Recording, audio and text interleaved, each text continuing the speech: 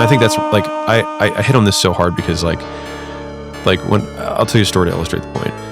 When I had my first gym, I had a mentor who told me that he got all of his leads off of flyers. And so that's what he did. And so I put out a flyer and I waited 2 weeks and one guy called me and said, "Hey, you dinged my Mercedes." And I was like, it's the only call I got. So I called the mentor up 2 weeks later and he was like, "Hey, how'd that go?" And I was like ready to give, I was like, "It didn't work," like, and he was like, and he like totally took it in stride. And he was like, "Well, what was your test size?" And I was like, "Well, what do you mean?" He was like, "Well, what was your test amount?" And I was like, "Well, I mean, I put out 300 in total." And he was like, "Oh man," he's like, "hard to know if anything's going to work with 300. He's like, "We test with 5,000 per batch." He's like, "And then once we find a winner," he's like, "we do 5,000 flyers a day." And I was like, "Oh."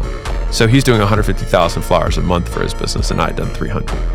And this is why, like, I think the vast majority of people dramatically underestimate how much volume it is. Like,